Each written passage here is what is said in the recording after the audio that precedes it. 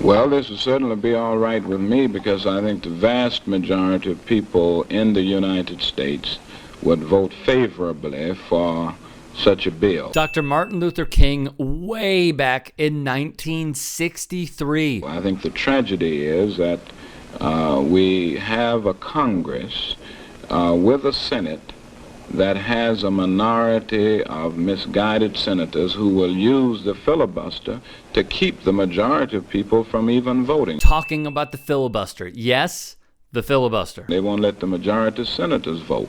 And certainly they wouldn't want the majority of people to vote because they know they do not represent the majority of the American people. In fact, they represent in their own states a very small minority. Remember Dr. King's I Have a Dream speech? I mean, who couldn't, right? King proclaimed part of his world-renowned speech was to protest the filibuster. I think there will be, I'm sure, filibuster, and we will definitely protest this. We will lobby in Washington seeking to get congressmen, senators to stand up in a very firm, forthright manner with a determination to see this bill through.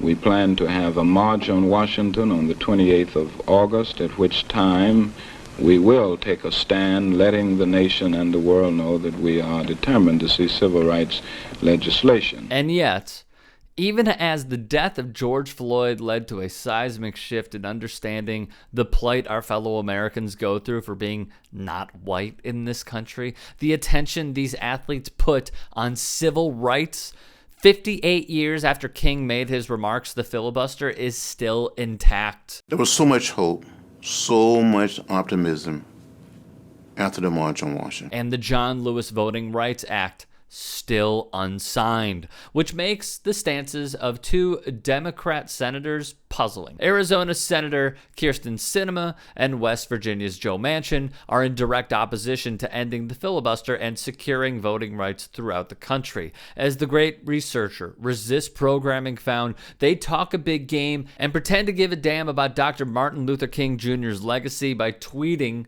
of said legacy.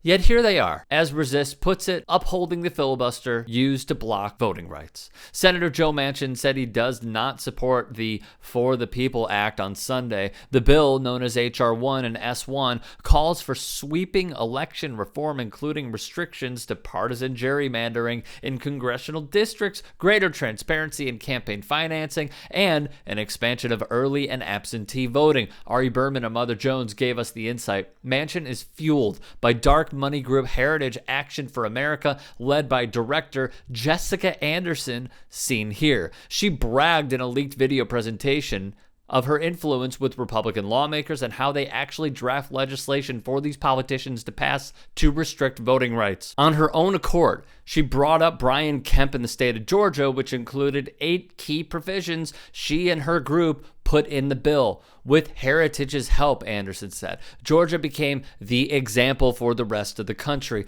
Hans van Spakovsky, seen here, is another major player at Heritage. He's a former Bush admin official who has one goal: restrict access to the ballot. Mother Jones reported Heritage organized a rally to get in with Manchin and tell him to oppose the bill. Stand up for West Virginia values. Heritage Action announced it would run ads this summer pressuring Democratic senators in West Virginia, Arizona, Montana, and New Hampshire to preserve the filibuster in order to block H.R. 1.